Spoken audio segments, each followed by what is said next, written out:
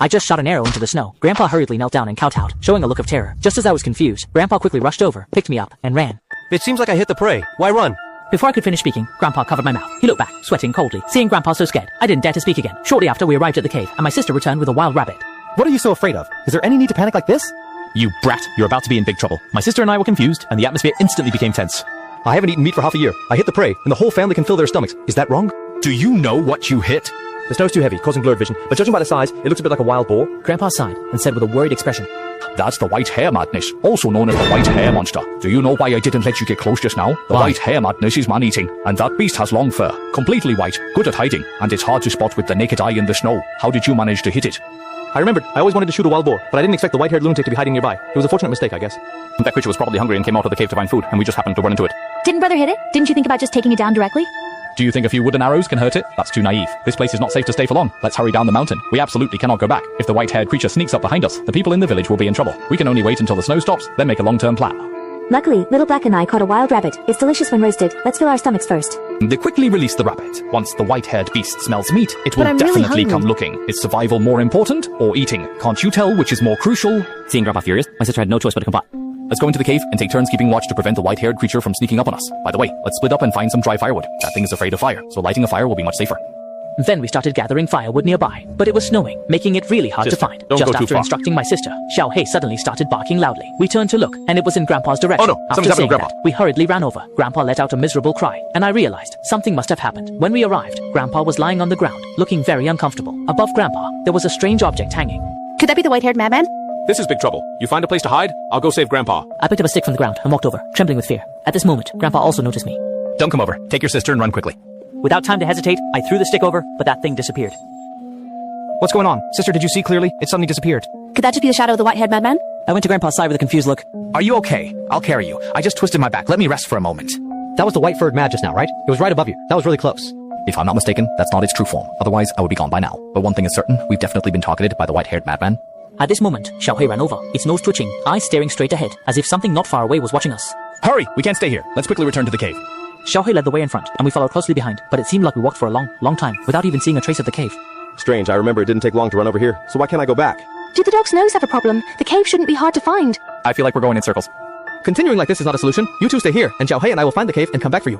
Hurry back! I took Xiao Hei and immediately set off, running forward. Grandpa, it seems like you're really afraid of the white-haired lunatic. Your expression changes completely.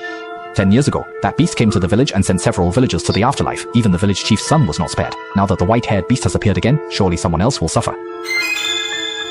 Xiao Hei, can you do it or not? Is your nose blocked? Xiao Hei ignored me and barked towards the front. I looked up and found the cave right in front of me. After reaching the entrance, I checked the supplies, and nothing was missing. I had just sat down to drink some water when suddenly my sister's scream came. Without thinking much, I grabbed a torch and ran over. When I arrived, the scene before me made my eyes widen. Grandpa's foot was trapped under a rock, and my sister stood by, without reacting. Brother, you're finally back. This person is not our grandpa at all. Quickly use the torch to send him to the afterlife. Don't listen to him. Please help me quickly. The chance to take down the white-haired monster is right in front of you. If you miss it, it's gone. At this moment, I noticed a sword wound on my sister's leg and immediately made a judgment, raising the torch and rushing over. As soon as I got close to her, she vanished without a trace. My hair stood on end, and my feet felt cold. It was only Blackie's barking that brought me back to my senses. After helping Grandpa move the stone, I hurriedly asked about my sister. As soon as you left, a strong wind started, and your granddaughter was dragged into the snowstorm by a big hand. Then someone who looks exactly like your sister appeared, which must be white-hair mad disguised. If that's the case, my sister is already gone. At this moment, Xiao Hei barked non-stop, and a gust of wind blew from not far away, accompanied by a piercing roar. Oh no, the white-haired madman might be back. Run quickly. Grandpa and I quickly ran away. Now we can only return to the cave for refuge. Now we're completely doomed. That thing keeps watching us relentlessly. What should we do now? Before long, we returned to the cave. There was no signal in the mountains, so the phone was completely useless. Fortunately, we found some dry wood inside the cave, and after lighting it, the white-haired creature didn't dare to come close for the time being. It's all my fault. I shouldn't have taken you into the mountains to hunt on a snowy day. Now my granddaughter is gone, and we're trapped here. Saying so much is useless. We need to find a way to get back to the village. They'll wait until the firewood wears out, and I'll lure away the white-haired madman. You take Xiao Hei and quickly go down the mountain. Never come back to the mountain again. I can't let you do something foolish. If we go together. Didn't you say the white-haired creature only appears at night? Let's hold on until dawn. But the firewood is not enough. I'm afraid it won't last until dawn. We still need to go out and gather more. Your leg is injured. Rest well. I'll go out alone. I went out of the cave and found that the wood on the ground was all wet, so I had to climb a tree to get some dry branches. I found a tall tree, climbed up with all my strength, and just as I was about to break off a branch, my grandpa shouted from below. Don't touch those. They're too damp. Move a bit higher. Hearing it was my grandpa's voice, I didn't hesitate to keep climbing up, but for some reason, even though I clearly saw the thick branch below, I kept missing my step. Is it okay now? It's already very high. I'm afraid to look down. A bit higher. It's too dark. Can't you see clearly? Only the top branches can catch fire. I had complete faith in Grandpa's words. Climb up. After stepping on a thick branch and missing, I began to realize something was wrong. Strange. It's still snowing. How can Grandpa see more clearly than I do from under the tree? I turned my head to look down the tree and realized I had climbed very high. I looked towards the cave and saw Grandpa standing at the entrance. So Grandpa never left the cave from the beginning. Then who is this Grandpa calling me from under the tree? My good grandson, hurry up and climb a bit higher. Could the Grandpa under the tree be the white-haired peak? What is his purpose in doing this? Could it be that he wants me to climb to the highest point and then watch me fall? White-haired peak showed a sinister expression when I refused to climb higher. At that moment, gusts of strong wind blew in and the snow fell heavier. I was swaying on the tree, barely holding on. It's over. I can't hold on much longer. Just at this critical moment, a light suddenly appeared in the darkness. It was Grandpa rushing over with Little Black. White-haired peak saw the torch and hurriedly ran away. Mobai, you've climbed too high. Come down quickly. Seeing this scene under the tree, I carefully climbed down and safely reached the ground. Silly boy, why did you climb so high? Just now, White-Hair Peak was imitating your voice, constantly urging me to climb higher. Luckily, you arrived in time, or I would have been done for. That guy is really cunning. It's too dangerous here. Maybe we should just go down the mountain directly. With the torch, he won't dare do anything to us. But what if he follows us? Once we take him down the mountain, the whole village will be implicated. You shouldn't climb the tree either. Just pick up some branches to dry by the fire, and we'll head down the mountain at dawn. Then we returned to the cave and sat by the fire until morning. After the snow stopped, we took the path down the mountain. When we got home, I was exhausted and tense, constantly thinking about the White-Hair Peak. Grandpa went to the village chief's house to tell him about my sister. The village chief first called Uncle Hat, then gathered the young and strong men from the village, and a group of people went into the mountains with farming tools to search for her. 3 days have passed since the incident, and Uncle Hat, feeling dejected, told us to go home and wait for news. Actually, both Grandpa and I knew in our hearts that my sister would never come back.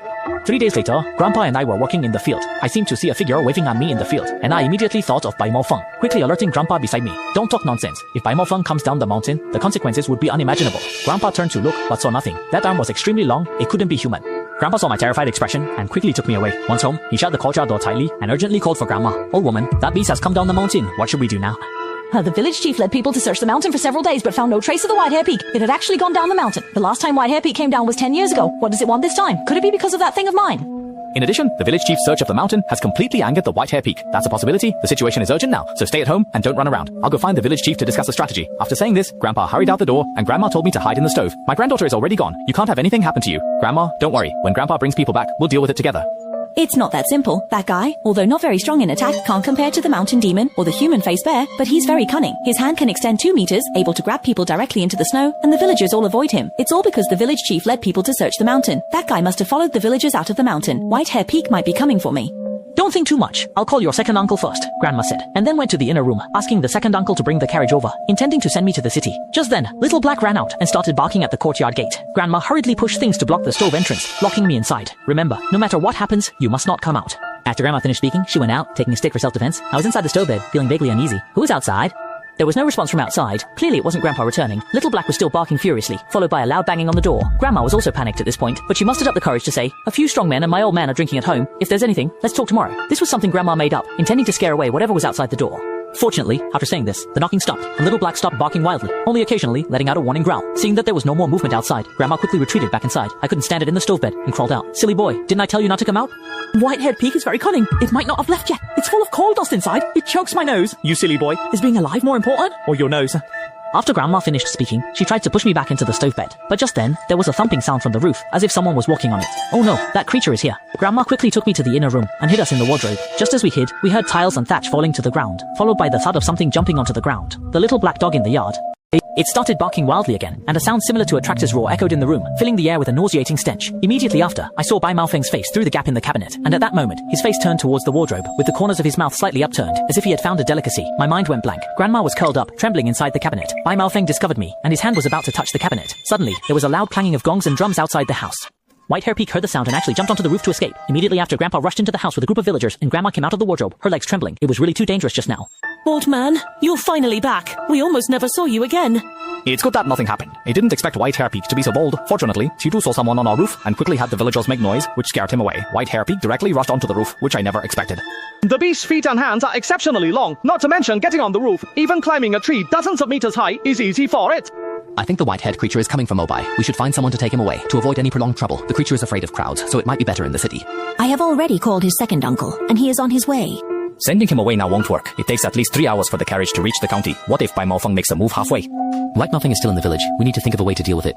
That guy is afraid of crowds. I beg you all to stay. After tonight, I'll send Mobai to the city. At this moment, Grandma took out all the food from the house, intending to use it as everyone's reward. Rest assured, we won't leave tonight. If Bai Maofeng dares to come again, we'll send him to the Western Paradise. Old Jung in the corner said with a serious expression.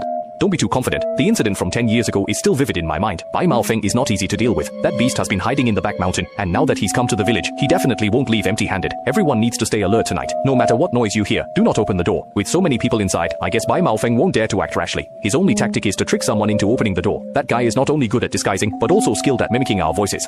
At 2:30 in the morning, there was still no sign of Bai Maofeng. A few young people couldn't hold on any longer and fell asleep on the ground. Old man, we've waited so long. Did the white-haired creature go into the mountains? Maybe we should let everyone go back. Stay calm. That beast is patient. Once it sets its sights on something, it won't easily give up. I don't know how long it's been, but I couldn't hold on and planned to take a nap. Suddenly, there was a commotion in the yard. Someone had stopped at the gate. Grandpa instantly perked up, and the villagers all stood up, holding farming tools in their hands, nervously looking towards the gate. Who's there? State your name. It's me. Isn't your Mobai going to the city? Hurry and come out. It's his second uncle. Old man, quickly open the door and then send Mobai to the city. Something's not right. His second uncle doesn't live far from our house, so why did it take so long for him to come? Bai Maofeng is cunning and might be trying to lure someone out to open the door. It's very likely that the person outside isn't his second uncle. It shouldn't be, right? Grandma did call second uncle. Let's bring him in first. It's too dangerous outside. Don't rush. White Hair Peak can mimic our speech, so don't act rashly for now. I was the one who called his second uncle. If anything happens, I can't take responsibility for it.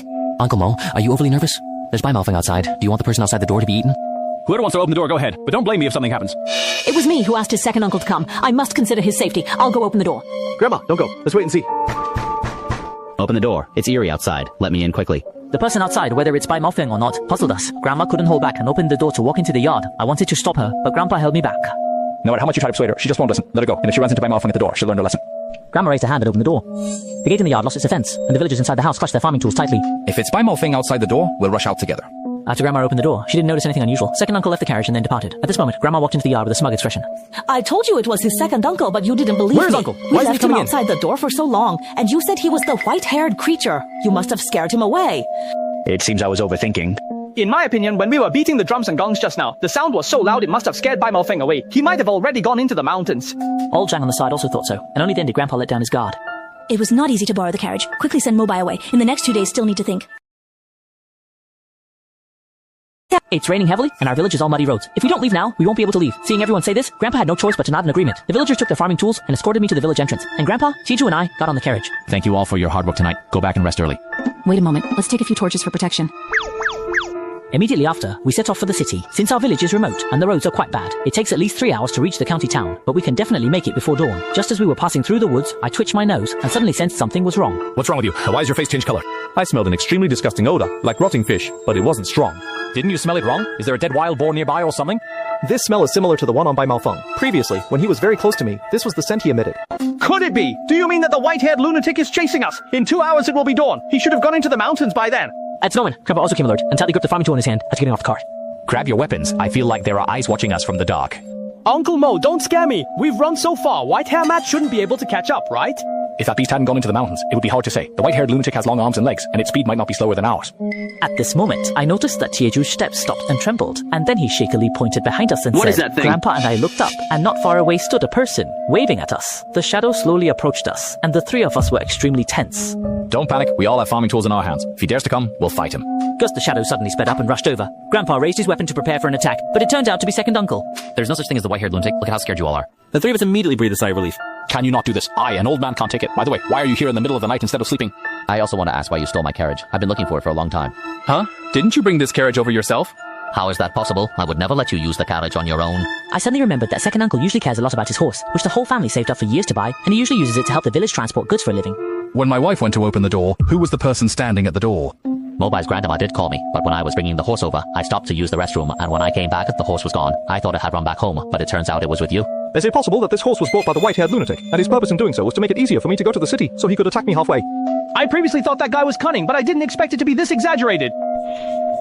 Oh no, I smelled that pungent odor getting stronger. The four of us looked together, and there was a tall dark figure standing behind the tree, making strange gestures towards us. I squinted and saw that the waving motion of the shadow was too familiar, exactly like the shadow in the field. Grandpa swung the farm tool at the white-haired lunatic, but it didn't harm him at all.